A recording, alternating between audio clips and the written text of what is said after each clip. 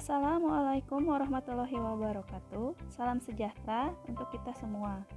Halo, apa kabar? Semoga kalian tetap sehat dan dilindungi oleh Allah Subhanahu wa taala, Tuhan yang Maha Esa. Kali ini kita akan belajar tema 1, selamatkan makhluk hidup, dengan subtema 1, tumbuhan sahabatku, pembelajaran 1. Coba perhatikan tumbuhan yang ada sekitarmu. Apa ya manfaat tumbuhan bagi kehidupan? Yuk kita cari tahu. Sebagai contoh, mari kita amati gambar berikut ini. Terlihat banyak kegiatan yang memanfaatkan tumbuhan, baik tumbuhan sebagai tempat penyimpanan cadangan air di dalam tanah, sebagai sumber pangan, seperti halnya para petani ini, mereka memanfaatkan tumbuhan untuk memenuhi kebutuhan pokok dan ekonomi mereka dengan merawat dan memanennya. Selain itu, ada juga hewan yang memanfaatkan tumbuhan sebagai bahan makanannya. Jadi, baik itu manusia dan hewan sangat membutuhkan tumbuhan. Manfaat lainnya, bagi makhluk hidup yang tinggal di daratan butuh untuk bernapas, yang mana oksigen yang kita hirup ini berasal dari tumbuhan.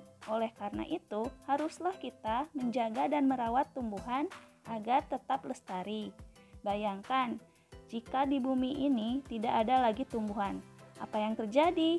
Tentu semua makhluk hidup akan kesulitan untuk bertahan hidup. Mari kita bersama-sama mencintai tumbuhan, rawatlah dan lestarikanlah demi masa depan yang cerah. Setelah melakukan pengamatan pada gambar tadi, nanti kalian bisa membuat laporan hasil pengamatan. Apa ya laporan hasil pengamatan? Teks laporan hasil pengamatan adalah teks yang berisi informasi berdasarkan pengamatan yang sudah dilakukan. Misalnya, pengamatan tentang perkembangan hewan, tumbuhan, atau lingkungan sekitar. Laporan hasil pengamatan berisi yang pertama, informasi umum, yang kedua, kumpulan fakta-fakta, dan yang ketiga, simpulan. Dalam teks laporan hasil pengamatan juga terdapat ide pokok. Ide pokok adalah gagasan utama atau masalah pokok yang dibahas dalam suatu paragraf. Selanjutnya, ciri ide pokok adalah sebagai berikut. Yang pertama, berupa pikiran utama atau gagasan utama. Yang kedua, mengandung pokok persoalan atau inti persoalan. Yang ketiga, letak ide pokok di awal paragraf disebut deduktif. Bila di akhir paragraf disebut induktif. Bila di awal dan di akhir paragraf disebut deduktif-induktif. Dan bila menyebar di seluruh kalimat disebut paragraf narasi dan deskripsi. Dan yang keempat, dinyatakan secara eksplisit atau jelas dalam kalimat utama atau kalimat topik. Perhatikan contoh berikut. Selain nasi dan jagung sebagai makanan pokok masyarakat Indonesia, terdapat pula singkong. Singkong termasuk tanaman umbi-umbian. Pada tanaman singkong, bagian yang dijadikan makanan pokok adalah umbi bakar. Agar dapat menemukan ide pokok, kalian harus membaca berulang kali, sehingga mendapatkan pokok permasalahan dalam satu paragraf tersebut. Setelah membaca, kita dapat dengan mudah menemukan letak dari ide pokok tersebut. Ya, benar, letaknya ada di awal paragraf. Masih berhubungan dengan tumbuhan, ternyata perkembangbiakan tumbuhan terbagi menjadi dua cara, yaitu yang pertama, perkembangbiakan secara generatif atau kawin. Yang kedua, perkembangbiakan secara vegetatif atau tidak kawin. Bukan berarti tumbuhan itu kawin seperti halnya manusia. Ingat ya, tidak seperti itu. Tumbuhan memiliki caranya sendiri untuk menghasilkan keturunan atau berkembang biak sesuai dengan jenis tumbuhannya. Baik itu hewan dan manusia, tumbuhan perlu untuk berkembang biak untuk menjaga kelestarian generasinya. Jika hewan dan manusia itu menghasilkan anak, bagi tumbuhan itu menghasilkan bibit buah baru. Untuk sekarang, kita akan membahas terlebih dahulu tentang perkembangbiakan tumbuhan secara generatif. Perkembangbiakan tumbuhan secara generatif adalah perkembangan yang terjadi melalui peleburan sel kelamin jantan dan sel kelamin betina. Berikut ini adalah bagian-bagian bunga. Contoh bunga yang memiliki bagian yang lengkap adalah bunga sepatu. Dapat dilihat bagian-bagiannya, ada mahkota, kepala sari, benang sari, kepala putik, tangkai putik, kelopak, bakal biji, dasar bunga, dan tangkai bunga. Seperti pada ciri makhluk hidup pada umumnya, tumbuhan memiliki alat perkembangbiakan atau alat reproduksi berupa bunga. Pada bunga umumnya terdapat benang sari dan putik. Sel kelamin jantan terdapat pada benang sari, sedangkan sel kelamin betina terdapat pada putik. Durian, jeruk, mangga, rambutan, dan apel merupakan contoh tumbuhan yang berkembang biak secara generatif. Berikut adalah siklus perkembangbiakan generatif pada tumbuhan. Pada siklus pertama, terjadinya peristiwa penyerbukan, yaitu serbuk sari jatuh di kepala putik. Hal ini biasanya terjadi secara tidak sengaja maupun disengaja. Baik itu seperti serangga, seperti lebah yang sedang mencari sari-sari bunga, sehingga menyebabkan jatuhnya serbuk sari kepada putik, atau terjadinya angin yang kencang sehingga membuat serbuk sari pun ikut terjatuh kepada putik.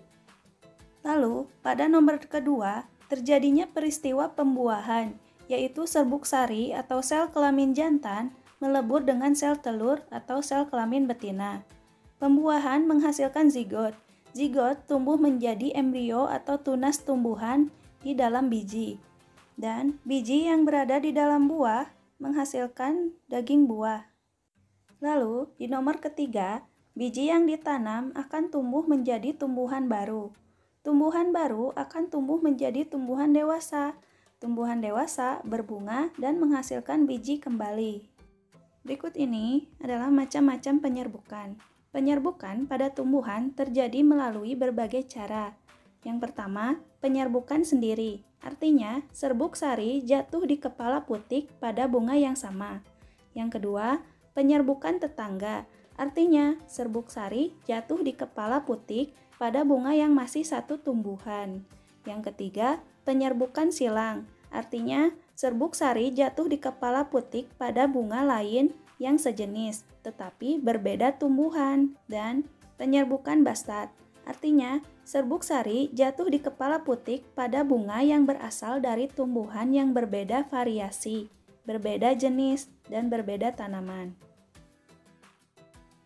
Ini merupakan contoh dari gambaran yang tadi. Ini adalah serbuk sari, namun pada bunga ini tidak memiliki bagian-bagian yang lengkap. Ini adalah contoh bunga yang gugur. Alangkah baiknya bagi kalian untuk tidak mencabut atau merusak bunga maupun tumbuhan lainnya. Kenapa begitu? Karena bunga atau tumbuhan termasuk makhluk hidup. Mereka butuh akan kehidupan.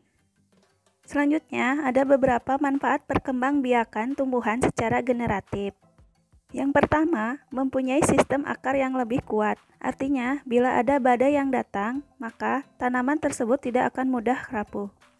Yang kedua, menghasilkan variasi baru, seperti semangka tanpa biji, yang merupakan hasil dari genetifikasi para petani modern.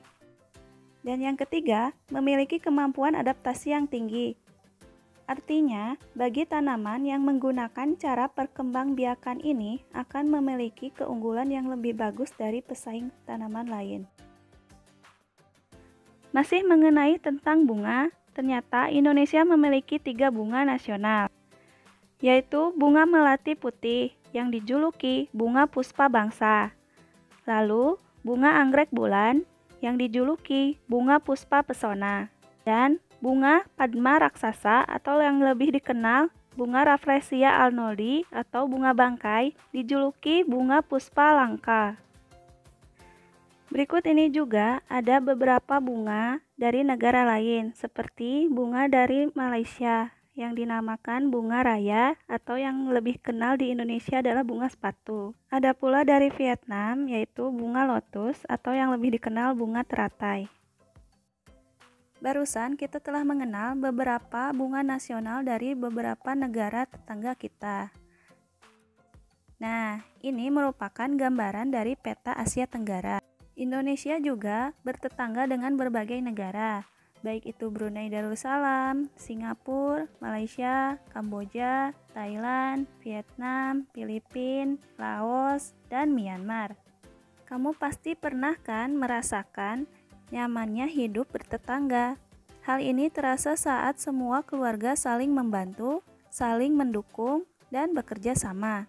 Kenyamanan dalam bertetangga perlu diwujudkan karena tiap keluarga memiliki kepentingan yang sama. Hal itu juga yang mendasari terbentuknya ASEAN, adalah sebuah organisasi internasional yang beranggotakan negara-negara di kawasan Asia Tenggara. Negara-negara itu bersatu karena adanya persamaan letak geografis dan kemiripan budaya. Kepentingan yang sama dalam memajukan pertumbuhan ekonomi, sosial budaya, serta menjaga keamanan kawasan menjadi dasar pertimbangan para tokoh-tokoh dunia pendiri ASEAN. Berikut ini adalah sedikit ringkasan kondisi geografis dan kehidupan sosial budaya negara-negara di Asia Tenggara. Yang pertama adalah negara kita, yaitu negara Indonesia. Indonesia terkenal sebagai negara kepulauan. Wilayahnya terdiri atas kepulauan yang dikelilingi oleh lautan. Indonesia terletak di antara dua samudra, yaitu Samudra Hindia dan Samudra Pasifik, dan di antara dua benua, yaitu benua Asia dan Australia.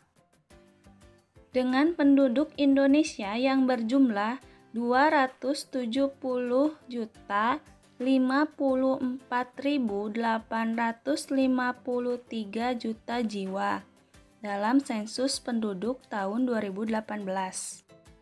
Indonesia pun kaya akan sumber daya alamnya, seperti perikanan, pertambangan, dan perhutanan yang sangat melimpah. Sebagian besar penduduknya beragama Islam. Ada pula agama lain seperti Katolik, Kristen, Hindu, Buddha, dan Konghucu. Penduduk Indonesia terdiri atas lebih dari 300 kelompok etnis. Kelompok terbanyak antara lain etnis Jawa, Sunda, Madura, Batak, dan Minangkabau. Setiap etnis memiliki warisan budayanya masing-masing. Bahasa resmi negara adalah bahasa Indonesia. Namun, Indonesia mempunyai 721 bahasa daerah sebagai bahasa ibu dan bahasa sehari-hari.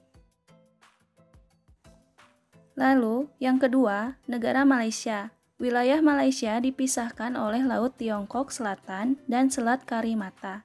Wilayah barat terletak di Semenanjung Malaya. Sedangkan wilayah timur terletak di Pulau Kalimantan. Wilayah Malaysia bagian timur sebagian besar merupakan pegunungan. Wilayah Malaysia bagian barat relatif beragam kenampakan alamnya, yaitu dataran, rawa, pantai, perbukitan, dan pegunungan. Jumlah penduduk Malaysia sebanyak 29.628.390 jiwa pada sensus 2013. Yang terdiri atas etnis Melayu, Tionghoa, dan India. Sebagian besar penduduknya menganut agama Islam. Bahasa resmi Malaysia adalah bahasa Melayu. Ada juga bahasa Inggris, India, dan Mandarin yang digunakan sebagai bahasa sehari-hari. Selanjutnya yang ketiga yaitu Singapura. Hampir sebagian besar wilayah Singapura berupa dataran rendah. Sebelah barat merupakan daerah rawa dan perbukitan. Perbukitan dengan puncak Bukit Timah berada di bagian tengah. Bukit-bukit rendah berada di bagian barat laut dan selatan. Jumlah penduduk Singapura adalah 5.460.302 jiwa pada sensus penduduk 2013. Sebagian besar penduduk merupakan keturunan Tionghoa. Ada juga etnis Melayu, India, dan bangsa Eropa. Sebagian besar penduduk beragama Buddha. Ada pula umat agama Islam, Taoisme, Katolik, dan Hindu.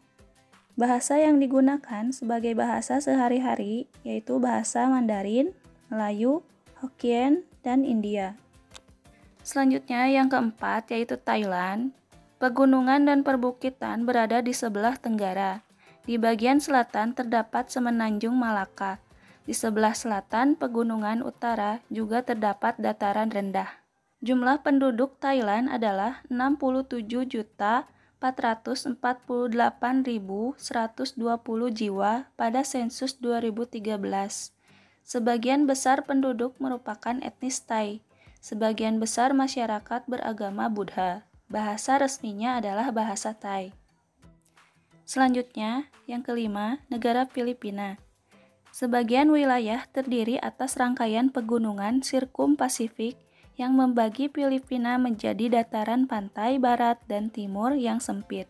Jumlah penduduk Filipina adalah 102.624.209 jiwa pada sensus penduduk tahun 2016 yang terdiri dari atas etnis Tagalog, Ilocano, Cebuana, Hiligaynon, Ilonggo, Bicol, Waray, dan Biasa.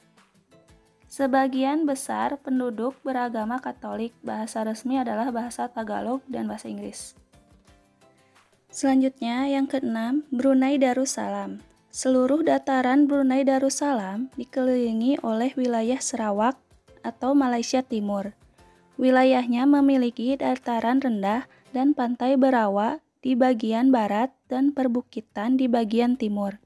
Jumlah penduduk Brunei adalah 436.620 jiwa pada sensus penduduk tahun 2016 yang terdiri atas etnis Melayu, Tionghoa, dan sebagian suku Dayak.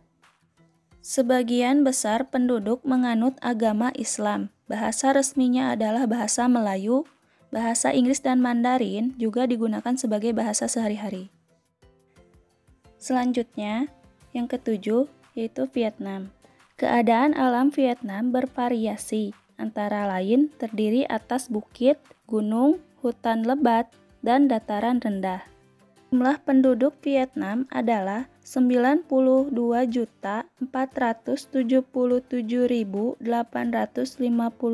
jiwa pada sensus penduduk tahun 2013. Sebagian besar penduduk merupakan etnis Kin. Sebagian besar penduduk menganut agama Buddha dan bahasa resmi bahasa Vietnam.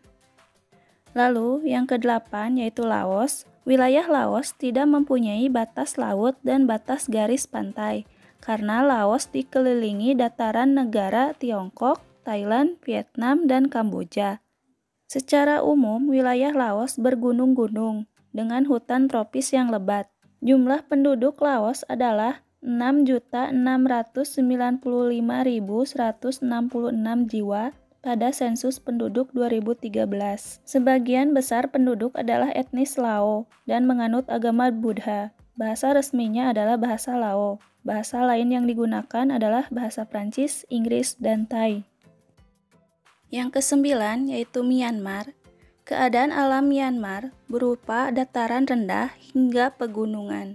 Jumlah penduduk Myanmar adalah 55.167.330 jiwa pada sensus penduduk 2013 yang terdiri atas etnis Myanmar, Shan, Karen, Rakhine, Tionghoa, India, dan Mon. Sebagian besar penduduk beragama Buddha dengan bahasa resmi bahasa Myanmar. Dan yang terakhir, yang ke-10 yaitu Kamboja. Sebagian besar wilayah Kamboja merupakan dataran rendah dan dataran tinggi yang bergelombang di bagian timur. Jumlah penduduk Kamboja adalah 15.205.539 jiwa pada sensus penduduk 2013. Sebagian besar penduduknya adalah suku bangsa Khmer. Ada juga suku bangsa Vietnam dan Tionghoa. Sebagian besar penduduk Kamboja beragama Buddha, dengan bahasa resminya adalah bahasa Khmer. Bagaimana? Sudah paham bukan? Ternyata negara Indonesia memiliki kesamaan dan kemiripan dengan negara-negara tetangganya. Oke, Ibu cukup sekiankan pembelajaran hari ini. Semoga materinya bermanfaat. Dan jangan lupa untuk tetap semangat, rajin-rajin membaca buku kembali ya. Dan sampai jumpa.